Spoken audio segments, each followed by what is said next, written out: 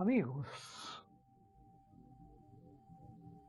hace una semana o dos leí un artículo en la prensa que publicaba en la parte tecnológica que en la Universidad de Concepción estaban trabajando en un proyecto para eliminar las fundiciones de cobre. Me llamó mucho la atención y lo encontré muy interesante. Ellos explican los pasos que han dado, pero no le dan el vamos definitivo todavía. Entonces, se trata de lo siguiente, más o menos en forma rápida voy a explicarlo yo, que es posible. Es totalmente posible, de acuerdo a los conocimientos y la experiencia que yo tengo. Porque resulta de que el concentrado de cobre que va a la fundición es un sulfuro. Un sulfuros, porque hay óxidos y sulfuros para las personas para que se vean un poco de química. Entonces, el sulfuro es algo que lleva azufre. Entonces, el cobre va como un sulfuro de cobre. O sea, los minerales que lleva, porque el cobre no va puro como sulfuro, va dentro de una mineralización que tiene varios minerales, pero dentro de todos esos varios minerales que tiene, el cobre va al estado de sulfuros.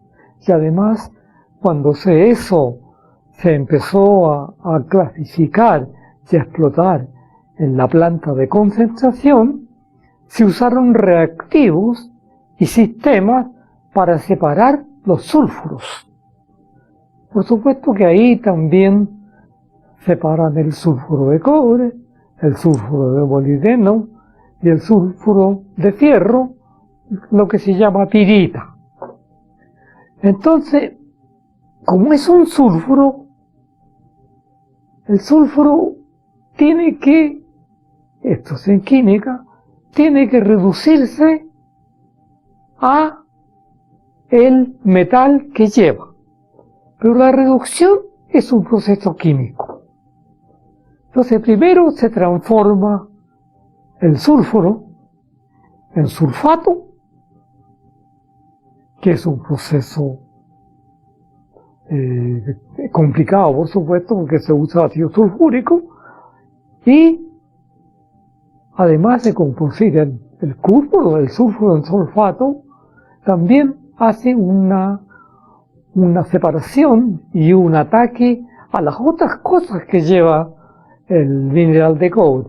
Pues no es el caso de explicar la otra cosa, es el caso de que como el sulfuro se transforma en sulfato, el sulfato es soluble o reacciona, mejor dicho, con el ácido sulfúrico, porque ya reaccionó transformándose en sulfato.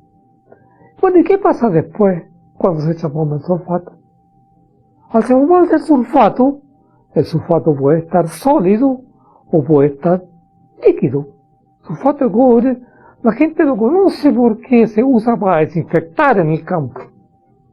Entonces, el sulfato de cobre se lleva a un tratamiento que no lo vamos a explicar, pero a grandes rasgos sí, para recuperar el cobre en forma muy pura.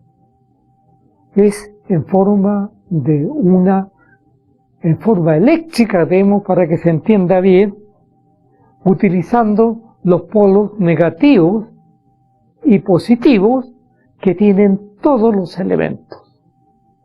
Porque todos los elementos tienen un signo positivo y un signo negativo. Y de acuerdo a los signos funcionan uno con respecto al otro. Entonces, en la purificación del cobre que se hace en este momento con los sulfatos en el Teniente, en muchas partes de Chile ya, ese es un trabajo conocido de mucho tiempo. Se pone el sulfato de cobre líquido en una celda y se ponen dos cámaras, o sea, dos planchas, digamos, dos planchas. Eso, el detalle es complejo explicarlo, pero el detalle son dos planchas, y una significa que es el lado positivo y el otro significa que es el lado negativo. Para esto se usa corriente continua, no con la corriente alterna, pero son instalaciones muy especializadas que no es el caso de conversarlas ahora, ni viene al caso conversarlas. Solamente estamos explicando qué está haciendo la Universidad Católica, que es un sistema totalmente que va a resultar. Porque resulta.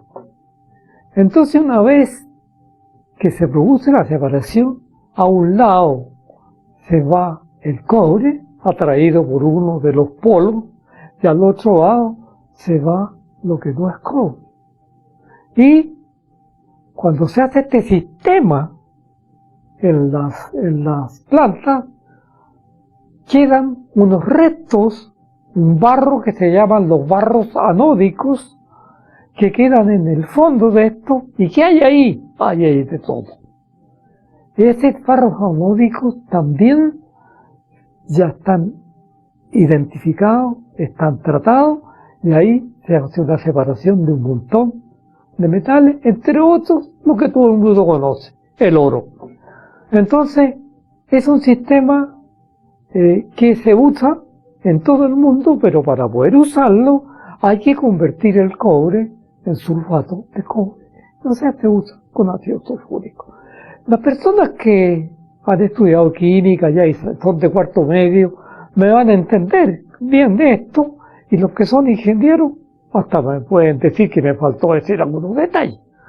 Pero en el fondo les cuento todo esto porque a eso va a llegar la Universidad de Concepción, y cuando llegue a eso va a ser el momento que tienen que hacer una planta piloto, porque la cosa no es llegar y meterse. Y cuando hagan la planta piloto van a determinar si es factible y es rentable lo que tienen que hacer, porque hay dos consumos que son altamente caros: el ácido sulfúrico y la electricidad. Entonces tiene que hacerse una planta piloto y enseguida calcular pero yo pienso que es totalmente rentable.